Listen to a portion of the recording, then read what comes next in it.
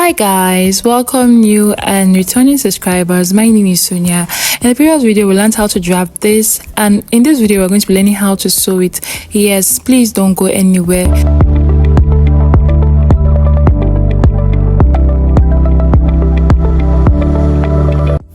Previously we drafted out this on paper, and now I've gone ahead to cut it on fabric. I also went ahead to add interfacing. Particularly I use gum stay, this very soft one. Now the champagne gold serves as my lining, then the burnt orange serves as my main fabric. I'm using the champagne gold because below I'm mixing the lace with the champagne gold, and then the upper part is the burnt orange. So the reason why I did not add any interfacing to my main fabric that I'm using, mind you, both of them are doll face. The reason why I did not add any interfacing to it is because I do not want any form of gaping on my main fabric, so I'm adding all my interfacing to the lining. So these are all what we drafted that I've cut out like this. So guys, I cut this eyelet chamber on fold because I'm going to be using one side as my lining, and on one side that's going to serve as my lining I have gone ahead to add hard gum and I doubled it to give it structure. And I'm also going to place lace. I'm covering this eyelet chamber with lace. So now I'm going to just be outlining the sides I'm going to put the wording. I'm just doing this for those that do not know how to go about it. So these lines I'm drawing is the lines that are going to be containing our wording. So I'll now go ahead and take my wording and cut it out. So I've gone ahead to cut my wording, and it's looking like this when I was done. I had the plan of putting a cup, a ready-made cup. For some reason I didn't put it, but please also put a ready-made cup or just do a bust caging. Well, this wording I've been using for a while, and it has been giving my bustier a structure, but Cosset needs more firmer structure. So I'm going to just go ahead now and join what I've already cut down, just the way I'm doing it now.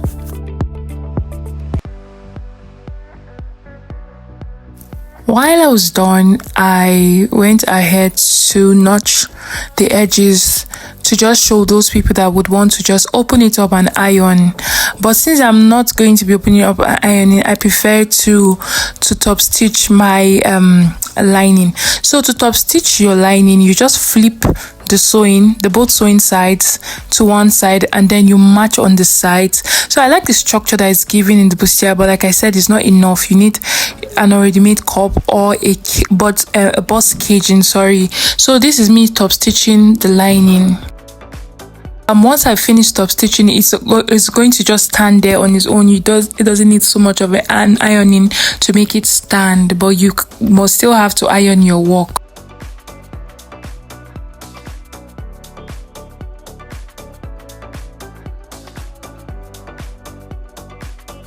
Do not forget, all this is the lining part, and if you notice, I've gone ahead to add the back to it, and I also top stitched on it. So it's so neat. It's giving what it should give. Gone ahead to sew the front piece of this work as well. The front part, like I said, I didn't put any interfacing, and all the structures are on the lining. So when I was done, when I attached both the back and the front, this was looking like. So I'm trying to fit it into the lining that's already having structure. If you want to put interfacing on your own main fabric, please by all means go ahead and put interfacing. Preferably put an ST on it.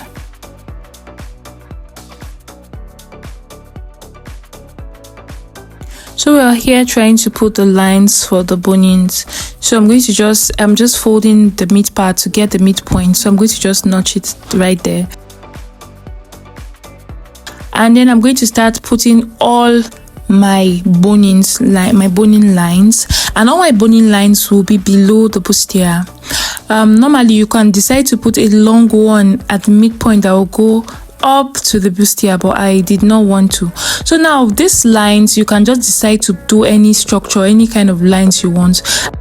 Amount of boning chambers you can put can depend on how the style looks like and how big the tummy of the person is that you are trying to tuck in. So now down there I marked 1 inch and I just slided it down to that joining there, and I'm going to still put a boning line down straight there. So like I said, it doesn't have any principle, it just depends on you and what exactly you want to do. I came out by 1 inch and I just slided it to the other already made joining line that is there, so you can do as much as you want.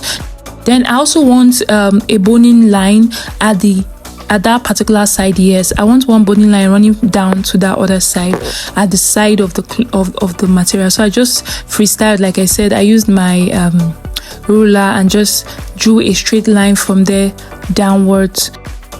Another very important boning is the boning at this side, at the side that join the front and the back together. Yes, this place I'm pointing, that joining there, it helps cinch the waist and gives it this smaller look. So and then for the back, I want to put 2 bonings there, so I came in by 2.5. I also came in by 2.5 there, so I can have 2. This helps give a more upright structure or position by the person wearing the dress.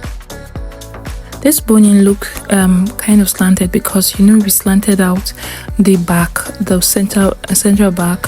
So now I'm just going to do the same thing I did in the other side, at this side as well.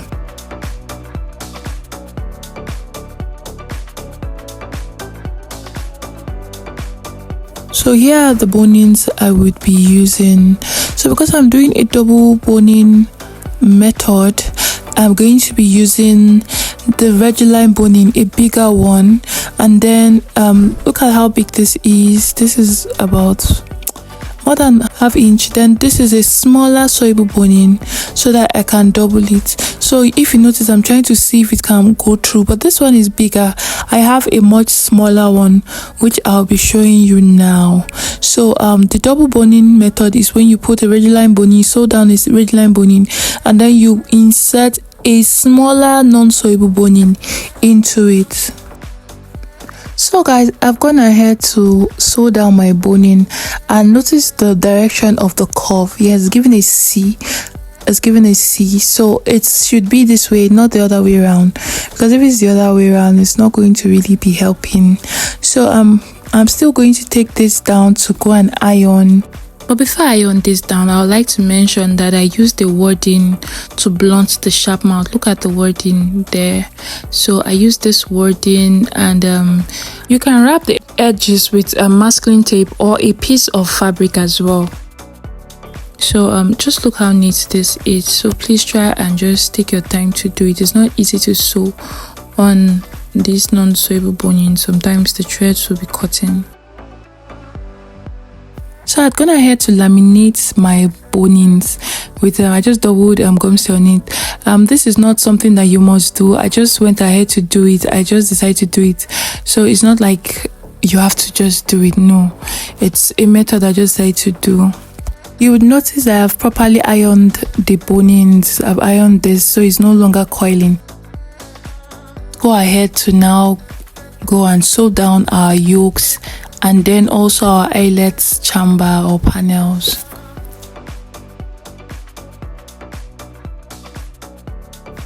On this, you've noticed I've sewn down the first one.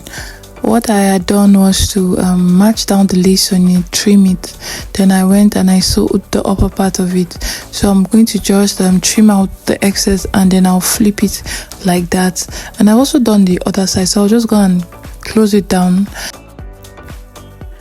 I have sewn it and I've also gone ahead to create boning chambers on them. If you notice, I have made holes enough to contain bonings at both sides and also left extra places that I'm going to be sewing on.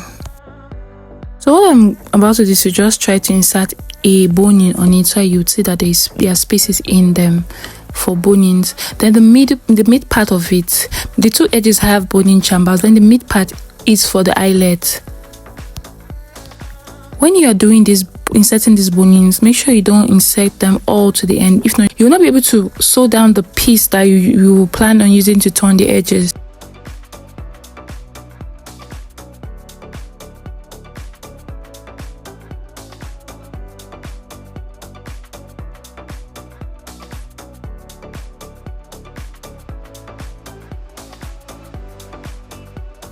When I was done sewing down the yoke, this is what it looked like. So I'll just go and just cut the edges of this yoke.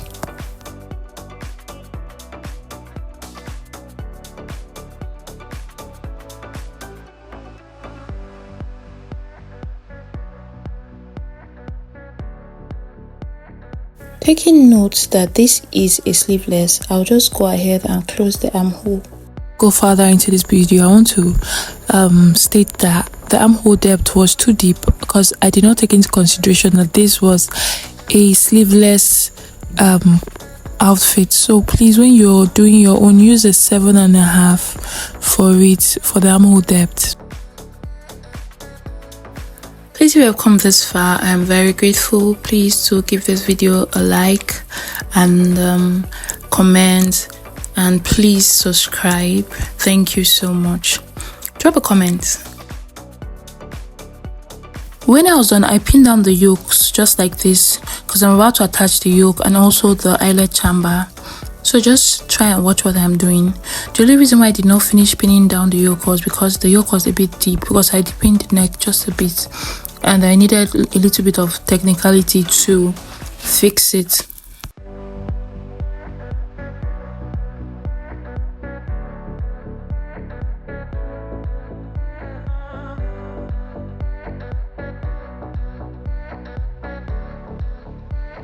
Bear in mind when you're doing this that the armhole is being closed because it's a sleeveless dress. So like I said, I deepened the back so down. I wish I made it a bit higher actually.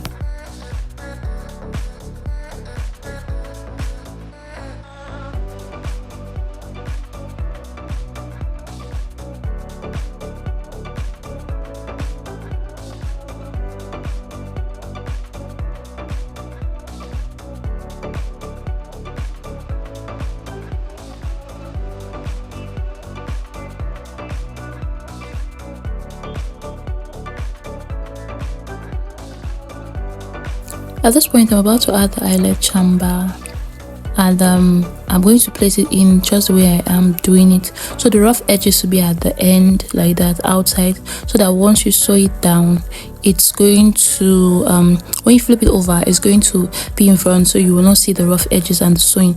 So I'll advise you to sew it as much as you can. You can sew it 2-3 times because of the amount of pulling we're going to be doing, and also we're going to be putting boning in that place, but just sew it more than once. When we're done, this is what it looked like before ironing. So like I said, I feel that the yoke is too down, so I'll not have so much hold on the bust area. So make your this thing, you make your yoke at least at most like 8 inches deep. So I'm going to fix the other side, then I'll go ahead and iron. Please do ask me question or ask me question in the comment section. I'll be answering every of your questions. Thank you for coming this far. I really do not take it for granted. I've gone ahead to iron, and now you're seeing the reason why I made emphasis on bust caging, so that it will stand firmer than it is standing now. But this is what it just basically look like when I was done. So I'm going to go ahead and start inserting our bonings into, remember this is a boning, double boning method. So I'll just go ahead and start placing the bonings inside of that. I'm also going to join the shoulder, so I join the shoulder at the yoke side. So guys, if you notice, by the side of the boning chamber, I went to make a boning channel there, and I've put bonings there. You could go ahead and double those bonings there, so I will give you more structure.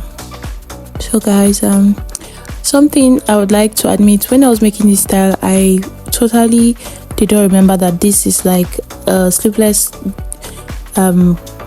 clothes, so I used an actual shoulder. So if you're doing like a sleeveless and you're turning, you can take out 1 inch from it. For example, if the shoulder is 16, unfold it's 8, you can make it 7, and then the armhole, you not go ahead to deepen it down to the 9. You can go ahead and use something like 8 or 7.5, so it will not be too exposed. So guys, I went ahead to start inserting our bonings into the sewable boning. I allowed this boning to be long, but I left like 1 inch to the bottom so that I could hem the under and it wouldn't obstruct. So the reason why I'm putting in full non-sewable boning is because my client has a big tummy and I need like these bonings to be very rigid, so help me snatch it. and so because of this, I will not be able to use the sewing machine to join the skirt part. I would have to go ahead and tack it with hand needle.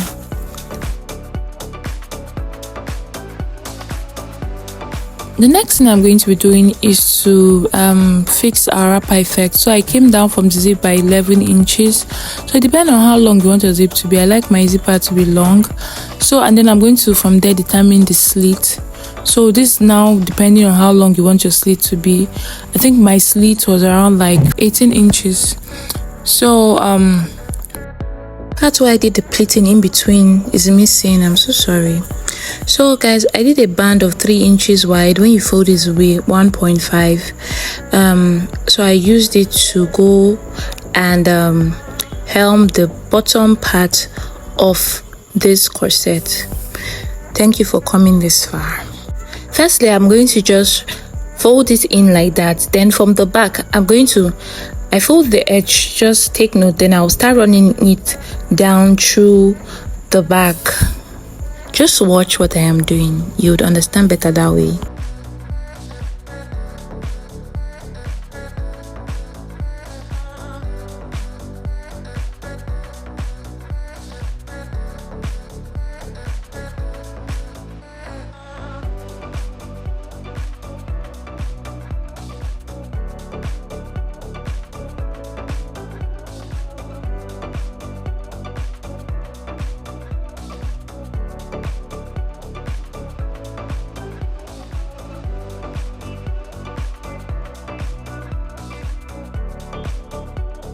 When I was done, I went ahead to trim out all the excesses.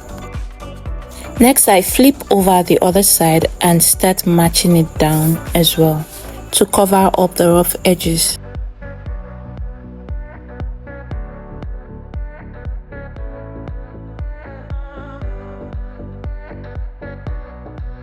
This place was quite tricky. My thread kept cutting and I kept fixing it back, and I kept removing every obstruction on my way as I went.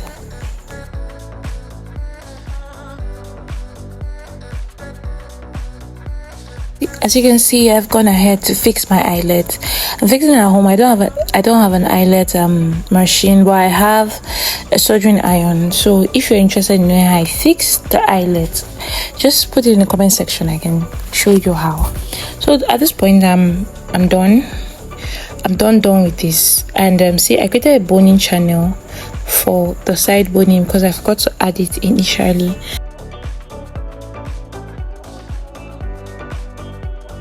So see this boning, it's there, it ends there where my hand is. That's where the boning ends, so that it doesn't snatch the hip, but it snatch only the waist, and then that place is where the hip line is. Please take note. Thanks for coming this far. You've come a long way, and thank you so much. Please remember to subscribe, please remember to like, drop a comment, and I really appreciate it. Thank you so much. Look at what it looks like. So hurriedly guys, let's watch this lace placement, and God bless you. If you're interested in seeing how to drape the net, I'm going to be posting part 3. This cloth belongs to my client, and I have to prepare a video on her fitting so that I can post for you to see how the wrapper effect was placed and how the net at the bustier part was placed. Like I said, I'm very grateful. Thank you so much. Please like, share, and subscribe, and just take your time to watch how I'm going to go about this lace placement.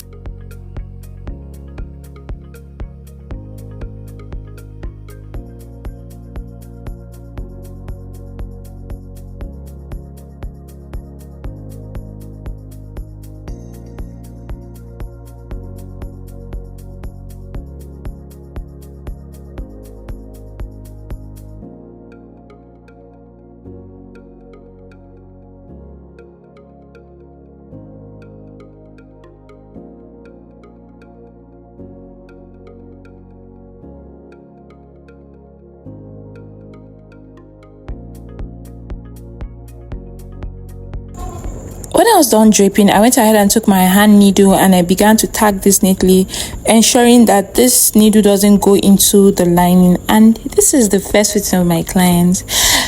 Guys, thank you for coming this far. Watch out for part 3. Bye bye. Love you.